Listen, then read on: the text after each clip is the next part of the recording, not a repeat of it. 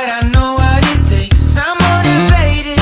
Turabahaye kaze rero nanone kuri Rejima TV. Tubafitiye umutumirwa nanone adasanzwe tumenyereye kuri Rejima TV. Ni umubona imbere yacu kumbura ushobora kuri mushashi kuri kwitana Rejima TV utamuzi izina yiwe n'icari tumakanya banza twibwira. Murakoze cyane ku mazina nitwa Olivier Ndayisenga mugabo benshi bamusibimenyera ko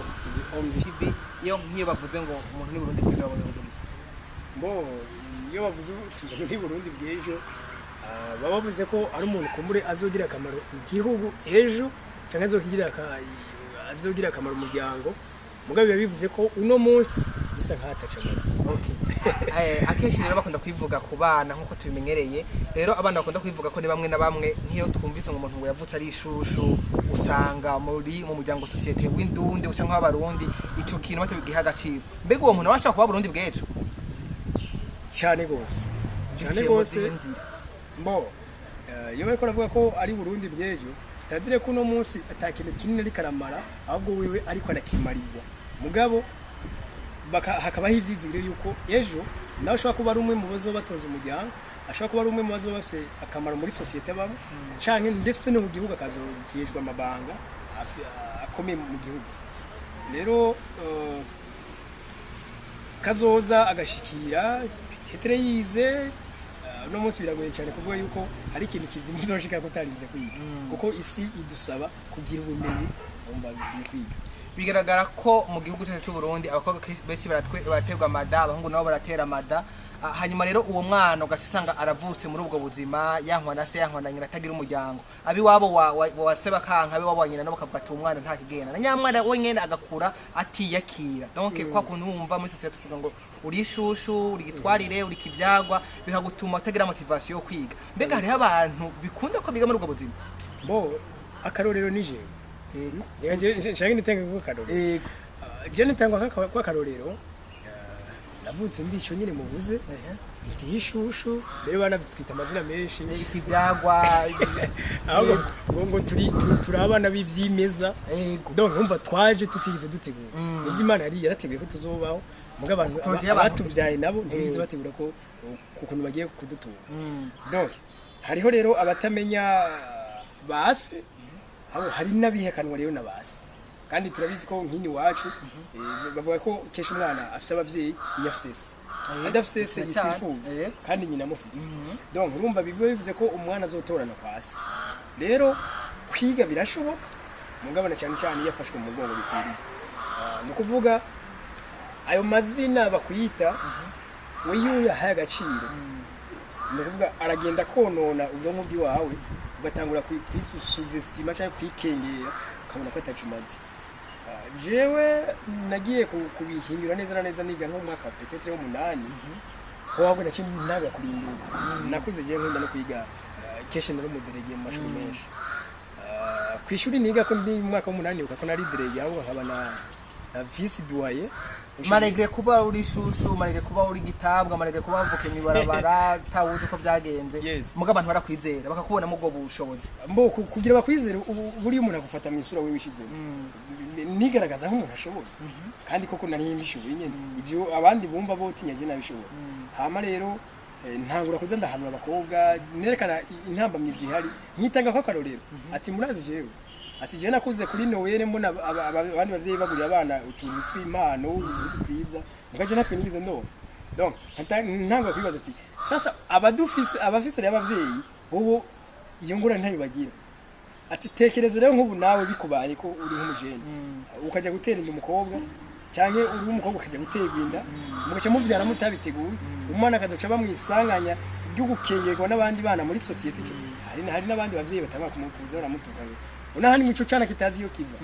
yero tutamushaka yero tutamukeneye ari gutera ibibazo mu muryango yes urumva rero ibice bituma wa mwana ashobora kwikengera mugabo solution imwe gusa musi shobora kwitahura akarorero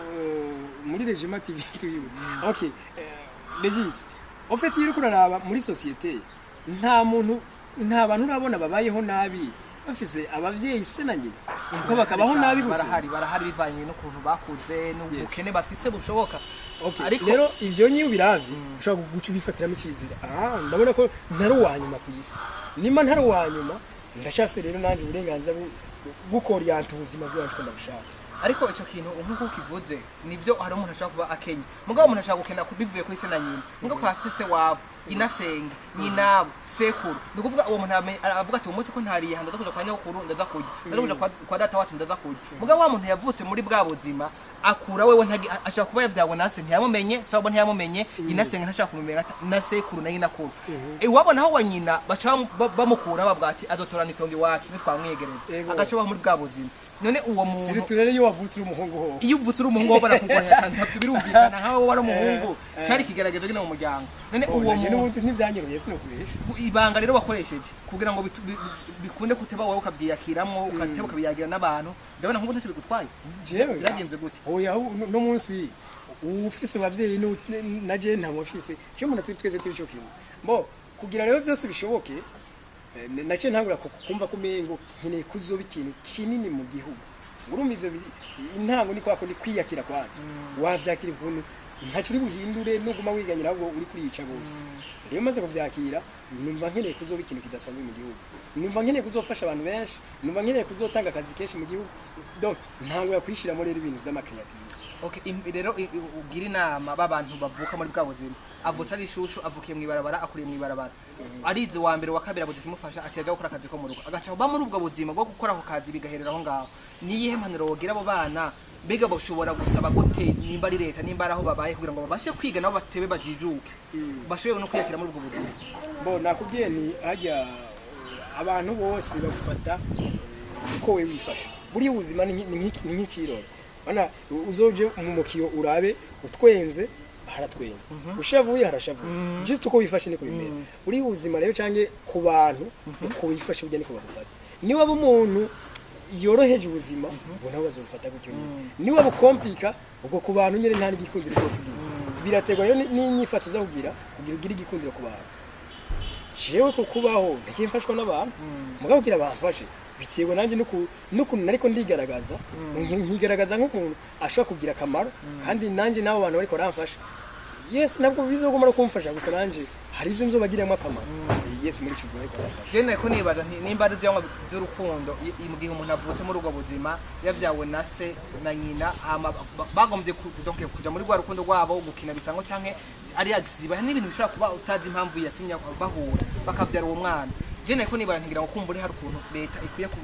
kubifata mu ijambo cyane kwigisha ugwaruka kwifata uko abo bana ariko baravuka canke abavuze n'abazovuka biva kuri kwebwe ugwaruka no kuvuga duhana n'umukobwa ntabwo byo dufise tugiye kwinjira mu busambanyi tuvyeba abana no kuvuga abana badushaka muri bwa buzima kandi igihugu kizogoma gikenye kubera abo bana none wowe niki wohimiriza nka leta ikwiye gufasha ugwaruka kugira ngo zanda zishushu nizishikare ko haba kandi abandi nabo bavutse uko biyakira bashobore kugira ijambo bo burya aho si no nahera no kuri leta ahubwo nohera mu miryango kubera ko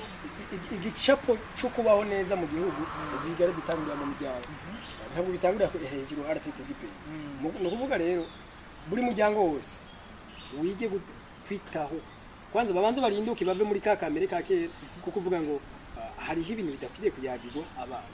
bubaho kibabiyaga ubu nibatabiyaga baziduga abana nibabigendamo nabi okay n'umunsi buboki babwire bano bana uburere bw'abana ofite indero ihere kuziko nkuko babivuga kera kabisa ofite no munsi urabona ko abantu kenshi iyo bagiye muri formation mu kayenzi mu bintu by'inkondo objectif mengo ni imwe yego kuryamana kuja guhuza ni gute gusa yes bigahereraho mengo n'umunezero kuko icyo batazi ko no munezero ushobora kubyara umubabaro w'ibihe byose kandi wari umunezero nk'ibi bintu tutari donc nukuba n'ivyahera mu muryango ariko kubo vyamaze gushikira rero nabo tuvuge ko vyashikiye wewe n'abandi bagenzawe yego nukuvuga yaba leta yaba amashira hamwe yaba amashengero abantu bose bazi gushira mu kuboko donc nukuvuga bashire mu kuboko hari impanuro meme nka leta yo yari kwiye gukoresha ubutungane bakarekera abavyeyi babo bano kubera ko benshi ntabwo babuze base kubera badahari barahara ahubwo barabihakana rero kubera no muri leta bavuga ko imbere y'amategeko abantu bose bangana mugabangana gute mu gihe bamwe bemere kuzotora nabandi ntibavyemere urumva leta irakwiye kugira ikikoze ariko naje nogena nibukije ko dufishira hamwe gitwa Be Parent Association naryo niri hari kugira ngo rivalorize agateka ko umuntu yatawe asa nk'uwibagiwe yirengagije umuryango urumva abo tuzobafasha kuyiga kandi tuzokorana n'ubutungane mu kurikirana imiryango kugira ngo mushobore guhuza babandi baraburanye ashobora kuba yaravutse atazi se cyangwa se yari umukozi akora ibintu Bujumbura agasiga inda bagapfira ino abibo bakabura umwana bakabura n'umwuzukuru bayidamwe mushobora kuba muri dukurikirana rero uwo munsi birashoboka yuko abantu bavuka ari ishusha ariko barashoboye mwabaze kumva ubuzima bwa Olivier ni umunyamakuru yariza aheza amashuri aritunze kandi urumva afite na association abarizwemo uwo munsi birakunda rero ko wewe ushobora gufasha ugwaruko gwavutse muri ubwo buryo nawe wavutse muri ubwo buryo birakunda ko ushobora kwiyubaka ukiga amashuri ukiyakiruka mu icuri ariko namwe bajene mwirinde kuja mu bintu bitari ngombwa ni muzigame ubusore n'ubukumi bwanyu bizabafasha gushinga imiryango myiza mu babarundi n'abarundi kazi beza igihugu cy'u Burundi kirangwa amahoro murakoze mwibuke sabone na comment I never made it but I